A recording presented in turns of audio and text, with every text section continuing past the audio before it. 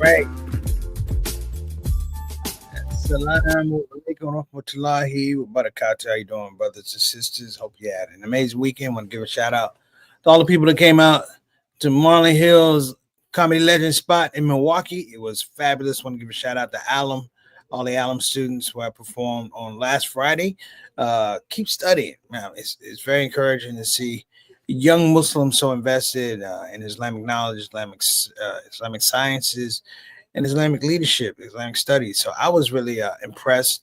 And the people in Milwaukee, man, they showed out. Wow, it was quite a weekend. You had German Fest, you had Lavelle Crawford in town, you had downtown traffic, and our folks still managed to come out and support your boy, support Preacher Marlon, support Marlon Hill. Shout out to Marlon Hill, little brother, always out there doing it. He's an original, man, particularly from Milwaukee. That's huge. He is an original. Um, I think today's show, um, you see the title, Black Man in Palestine. It said Black Man on Palestine, but it's really Black Man in Palestine and Black Man on Palestine. Saying that there's no moral compass. I'm going to try and break this down into little sections as much as I can so that we understand that, there's a historical normative to this thing. What I mean is this is procedural. And when I say procedural, it means these things have been happening all along. It's not that they're out of the blue. It's not that they've been secretive, but when people create an environment, listen to me carefully. When people create an environment and you're part of an environment, number one, where it's not that you investigate, but the things that are really profound and blatant are not in front of you. They're not in front of you until the time where they can be leveraged. Okay. Sometimes you say, I can't believe so and so. That person who may have betrayed your trust or something like that, or flipped on a concept, on an idea. Let's be honest. The DNA and the clues were there along the line. You just have to say, let me be a little bit more than comfortable. Let me be uncomfortable. Let me start asking some hard questions while we're in an environment where people will think, oh, it's peaceful. Let me ask you questions that may or may not affect your peace. Part of this show today is going to be talking about Chris Smalls. You may remember Chris Smalls in the news as the first person, African American, to organize a union at Amazon. Huge. Hear me now. Huge. He was a darling in the media, very influential. He took up the cause of Palestine. Went on a flotilla for aid to Gaza and went on the flotilla, and nobody has talked to him since. He's been detained. People saying he's been tortured. This is a black man, though. Okay, this is a black man. So I want to make sure that we understand that this idea of a Chris Smalls is nothing new. That the aspect of black expression of liberation has to do with the fact that if we don't do what we need to do for ourselves, we understand the environment around us will not provide, will not take the initiative to do so. We have been the first adopters for a justice in America. Listen to me carefully. We've been first early adopters for this thing that we call America, right? And the problem for some folks is, I think we lost. Hey, Satan, I think we lost our IG. It is what it is. I can't do everything, right? And I can't do everything correctly. So, but my point that I was bringing out clearly is that at this point in time, we are in a space where we lack a moral compass. Many times you've heard me talk about Muhammad Ali's janazah. And when Muhammad Ali passed away, there was, of course, feelings of grief, gratitude. We all loved Muhammad Ali, but Muhammad Ali, his passing marked a benchmark. And that benchmark was he was one of the last people that had the gravitas that we respected, that he had a moral compass. There are things that Donald Trump said about a Muslim ban, and Muhammad Ali addressed him. He said, you can't do that. Donald Trump did not go back at Muhammad Ali. It would have been tragic. Okay, that wasn't going to work. But when you saw all the diplomats, prime ministers, politicians that came, the glum feeling, I want to say that the gray cloud over things, that we had lost somebody who had the gravitas, that when we looked at that person, we didn't want to bring that foolishness around. That this is a person, if they came in our space, they changed our environment. And what that has to do is the aspect of having moral currency. Now, there was a thing on the internet floating around with Aaron McGruder, who was the creator of Boondocks, and he talked about, time being up for Black folk and things. He's a young guy, and he's talked about how we had leaders who came out of the 60s, the civil rights era, who had, for lack of a better word, moral currency. The idea of moral currency is a broad one, if you will. It's very broad. We're talking about political, are we talking about religious, we're talking about community. There's a big place there that has to be explained. But he does have a point. I don't agree with everything, but he does have a point. Now, here on the Shout Out Show, we're going to get to that point shortly, inshallah. And we hope that you're going to stick with us. We'll be right back. Let's go ahead and start it. The Shout Out Show, talking about Black man on Palestine. Let's roll.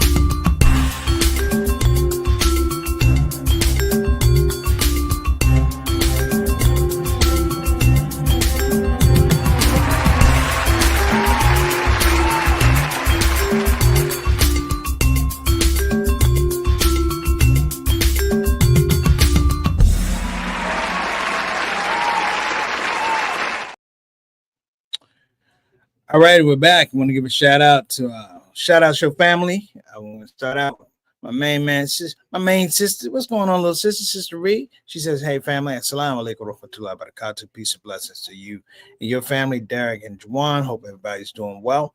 My main man, Altaf Rashid. Wa alaikum assalam rahmatullahi barakatuh. My good brother, we call him Mr. 6 o'clock, straight up, straight down. One of my day ones on the Shout Out Show. Thank you so much for joining. Of course, he is the Canadian envoy to the show. My main man, Eric Carter. Wa alaikum assalam rahmatullahi barakatuh. Coming all the way from South Kakalaki. How you doing, beloved? Good to see you in the show.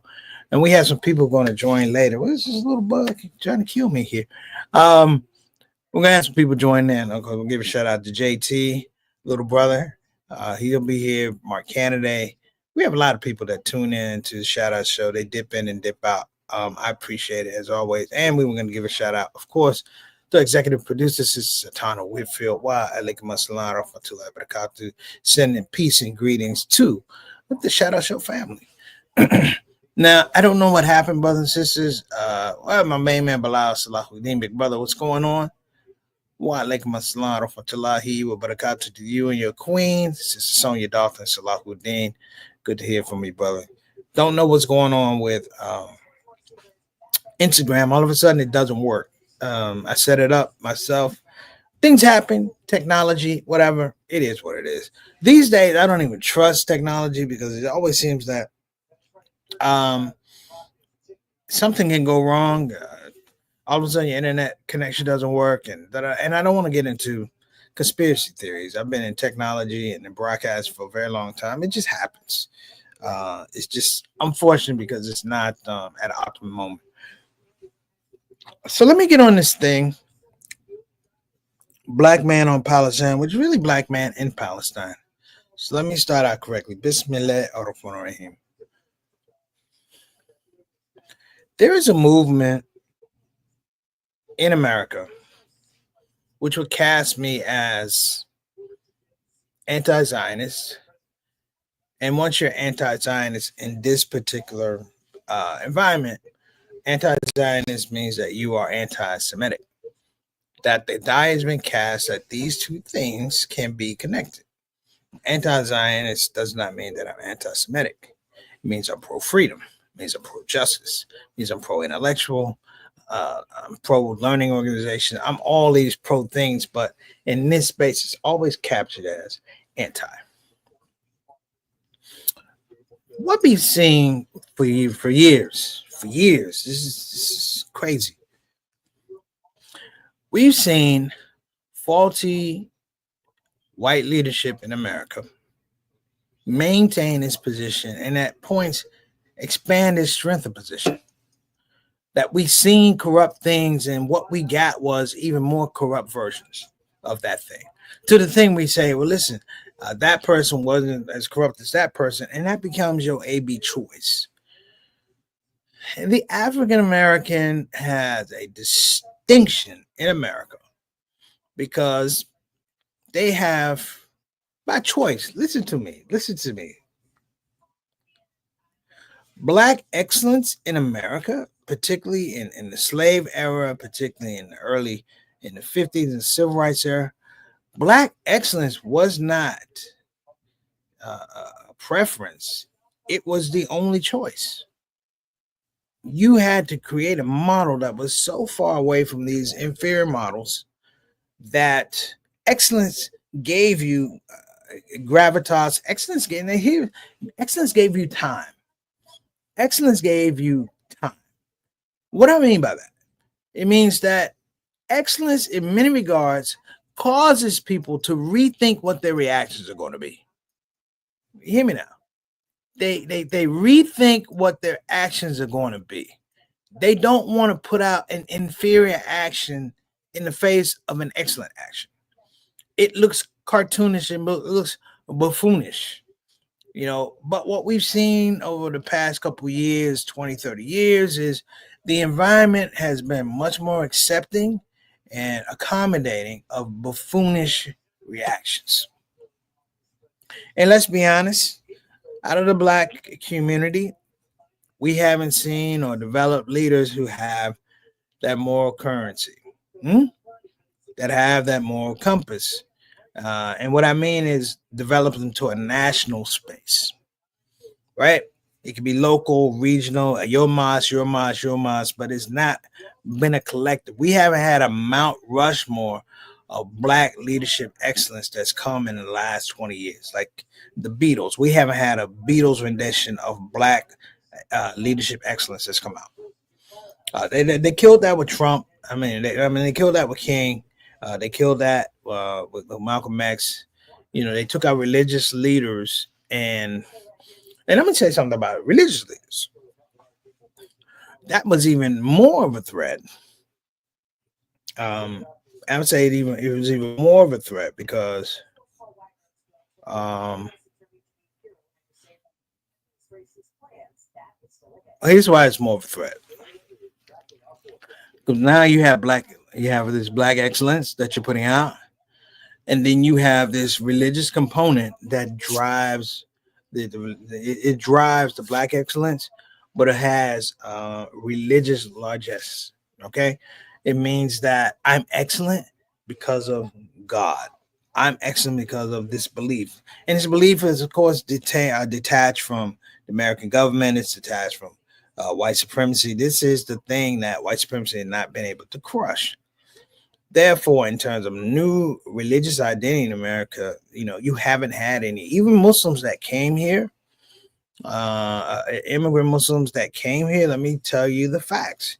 You came here under the auspices of for white supremacy. You came under the auspices that your religion was not going to be able to do for you what it did for African Americans. Islam was not going to do for you in America what it did for African Americans. Now you can look and say, "Oh, African Americans are suffering." African Americans, like, look, those are all the negative narratives that you have to look at when you're losing a fight. Those are the negative narratives that you have to tell everybody else, so it looks like you're winning. And over again, this is real. We're talking about Palestine. We talked about Palestine last week. I didn't get to a lot of issues about Palestine because I want people to understand two issues about Palestine that have parallels with the United States. How United States deals with oppression and how Israel deals with oppression. Okay, Israel takes its allowance to oppress from the United States. It doesn't necessarily take its creativity of oppression from the United States. Jim Crow and segregation was totally different than what you see in Gaza. The reason was African Americans, and this is important, African Americans had a fundamental problem with white society coming out of slavery for two reasons. One, when they came out of slavery, a lot of them began to express and engage one, their value. One, their value. Here's the one that really gets sticky. They also began to engage their value, not just the value, but the value of their labor. All right. So just start thinking about that, and we'll go. Well, I guess I lost my buddy here. I lost Satana. But in any event, just something to think about. So what we're gonna do is we're gonna take a little break, and I'm gonna try and get this IG started. Got a little commercial for you. I'm gonna be in Naperville this year for Halal Fest. Hope you guys are gonna be there. I'm really excited. I was just there last week for Alum, but I'm gonna be there for Halal Fest, looking to really do some fun stuff on stage and get everybody back to this point where the Muslim brand is strong. Okay, we'll be right back. Assalamu alaikum warahmatullahi wabarakatuh, everybody. I'm Preacher Moss, Muslim comedian, OG, with a huge announcement. Get ready, Chicagoland, because Halal Fest 2025 is coming back August the 2nd and the 3rd. We're going to be at Frontier Park in Naperville, Illinois. You don't want to miss it. Let me tell you a few things just to get you guys ready. First of all, tickets are on sale. Early bird tickets are on sale. That's one. Number two, this is, of course, being brought to you. I got to give them their flowers. This whole presentation festival is being brought to you by, again, the Illinois Muslim Chamber of Commerce. So we're going to give them some love, too. And listen, we got live performances, cultural performances. You got live entertainment, live stand-up. That'd be me. And as well, we got food. We have connection. We got community. We just need you. Listen, don't walk, run to your computer, go to your phone, find the nearest QR code, and get your tickets, brothers and sisters. Oh, by the way, if you get a ticket, your name is automatically going to be entered into a raffle, and there's going to be big prizes. I don't know what they're giving away, but big prizes, big laughs, big community, big Halal Fest. Don't miss it. Assalamu alaikum warahmatullahi wabarakatuh. Why are you standing there? Go get your tickets. I got to do everything.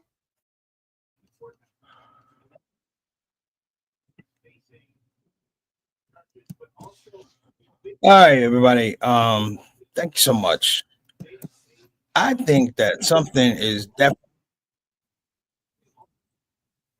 I think something definitely is up with Instagram today. I'm not sure what's up. Because you try to do these, do these shows, and I'll give some credit. This is Satana because she's always on me about getting it done, and we normally get it done. But today, for some reason, it's just not happening. I'm gonna try it again while we talk because I don't want to be defeated. Hold on a moment. Okay. But I began the talk, if you will. Speaking of.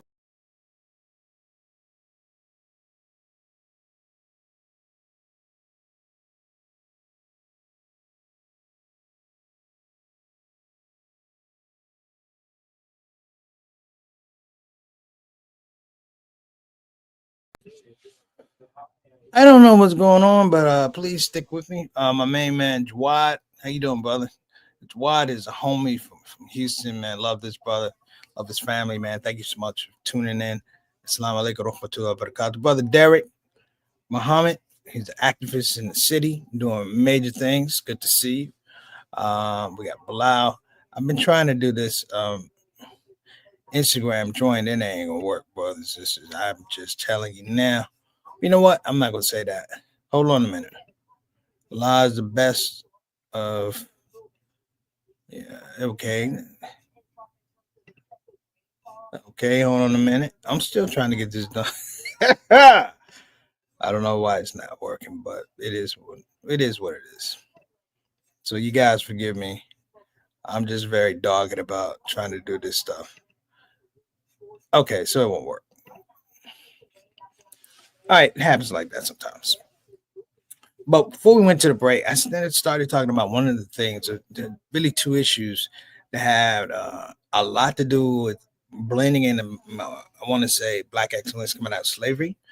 And that Black excellence, it becomes even more nuanced, particularly with the rediscovery of Islam. Okay. This is not to say that there was this total abandonment from Christianity. That's not what I'm saying. I'm saying that the people who came out of Christianity wanted a new type of Christianity because what they were dealing with, it didn't have moral currency. That's why you had an AME church, Richard Allen AME church, who created this amazing space for folks to pray and love God and find the defining, I want to say, the defining narrative that God was not what this was. Hear me now. That what God was told to me is not what it is, and creating a space. Because even now, it was 2025, we don't have major Black theological institutions. We don't. We don't have Black seminaries. We don't. Um, Even Islamically, though, we don't have Black-led Islamic institutes that talk about Islam and the cultural imperative of African Americans as it applies to everybody else. We don't have that, and I don't know if that'll ever happen. Allah is the best of planners. But let me go a little bit further. The thing, and many of you guys can probably relate to this. That whole idea of knowing your value is one thing. In America is knowing your value. But the thing that scares the powers of being here in the United States is that you know the value of your labor. The height at the height of lynchings in the United States, it comes where people are embracing that I have value, but my labor has value. That I have something to take to the marketplace. So there's a spiritual thing of coming up and discovering this love of God, but it carries over. Even in the African American movement of Islam, going back to Lost Foundation, going back to Ahmadiyya, going back to the Nation of Islam, there was an imperative that scared America that's still there today. The fact that these people, these Black folks who are calling themselves Muslims, that are following this strange Asian Oriental religion called Islam, somehow have discovered the value of their labor, and they started building things.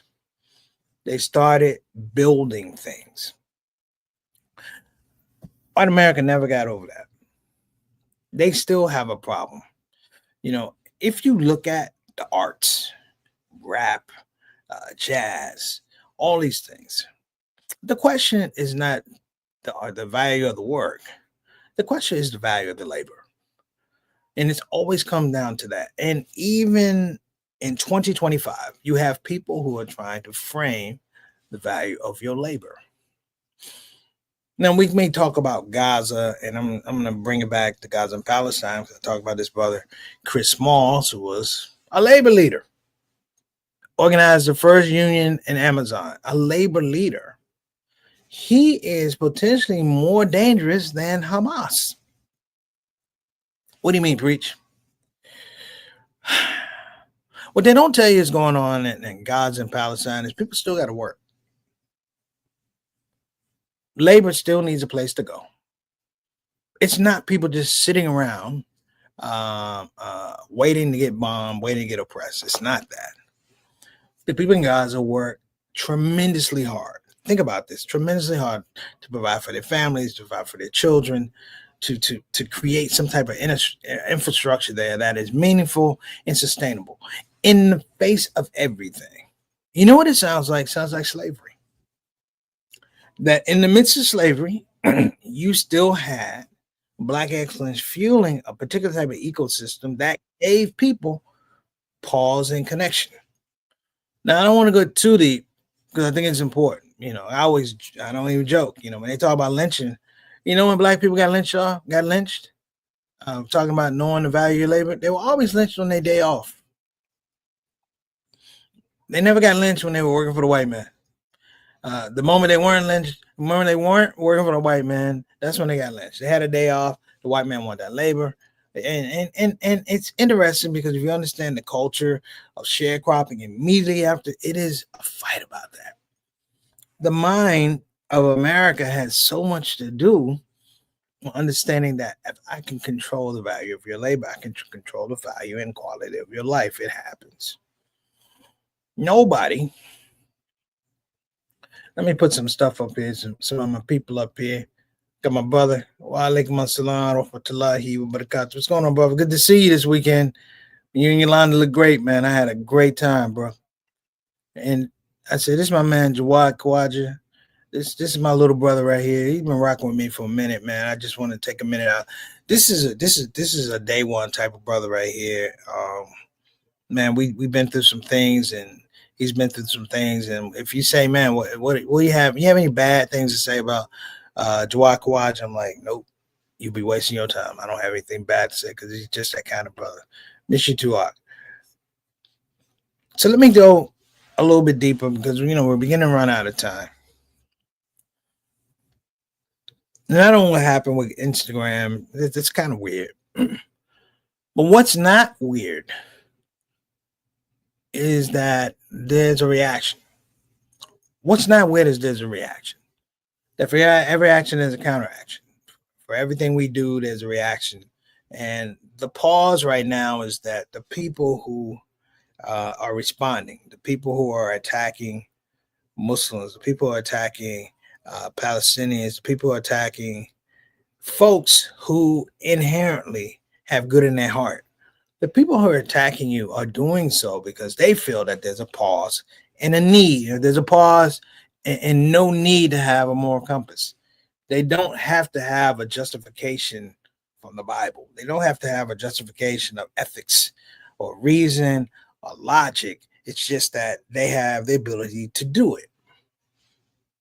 Building.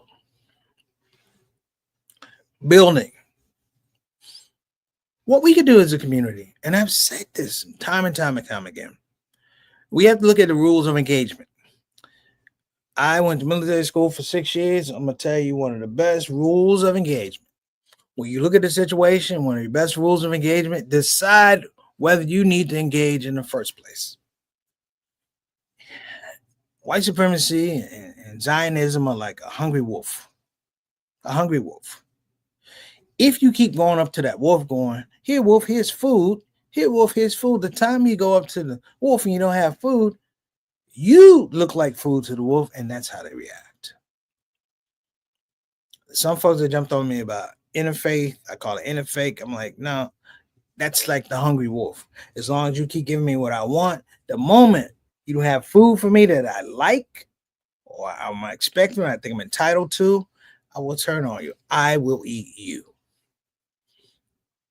Only thing in America that's changed this thing. I want to give a shout out right here. This is my big brother right here, Imam Hanafi Malik up in Flint, Michigan. This is a real dude right here. Love this brother, man. I got to call you just to check on you, man. I apologize. I owe some calls to people. So in the future, folks, if you get a call from me, it's no emergency. I'm just going to check on you, man. There's no cost of doing business. I love you and I miss you, and that's all it is. Islamic, that's what I'm supposed to do. Islamically, I'm supposed to check up, particularly my elders. I'm supposed to do that. Forgive me because I haven't been as diligent as I should be. But let me throw this out here. If you're dealing with, and be careful about this whole thing about moral majority and things like that, because the majority of people in America are not white folk. What you're seeing is a minority renaissance. A minority of people are running this country. You can call them the Congress, you can call them the Senate, but it's a minority rule that's running this country. And the minority rule does something that's very interesting. The minority rule goes to those who appreciate the minority rule and those who support the minority rule and say, hey, listen, I need this thing to be correct for you. Thus, for those other people, we have to make sure we don't get tied up in things like ethics, morals, logic, reason, fairness, justice. No. We're not doing that. And that is the difference. We haven't had the gravitas of putting people in those spaces. I love Islam, like many of you. I've been a Muslim for over 30 years. But if you think about it, as much as Islam has been in America, in some regards, it has not been able to pierce the heart of the oppression that we're seeing now. That the Zionism that's out there now, and be careful, because we say, it's Jewish Zionism, be careful. This is white Christian Zionism that's pre-existed. That's what black folk were fighting a while ago. So it just moves. This racism and evil has strange bedfellows. The Christian Zionism and the Jewish Zionism. Even theologically, there's a problem. But when you're trying to get to the goal, when you're trying to get to the bag, or you're trying to get to the power, you will make some strange bedfellows. So look, we're over time, and I guess that's the way it's happening. I apologize for going over, and maybe I'll put this out on Instagram later. I don't know what's going on. I do the same thing every week, and I don't have a problem, but somehow this week it was a problem. Allah is the best of planners. Listen, I'm going to sign off. I wish the best for you. May Allah continue to guide you and increase you in this world and the next. May Allah give you good thoughts in difficult times, and in difficult times, may Allah give you strength and peace and courage. And also, may Allah increase you in moral currency, if you will. May Allah increase you in the physical and the physical and the visible aspect of having moral currency. It's not saying no. It's being submissive to Allah's will. Okay, so I'm going to get out of here. You guys have been great. I'm going to talk to you later. Assalamu alaikum wa rahmatullahi wa barakatuh. This is your brother, Preacher Moss. Sign it off.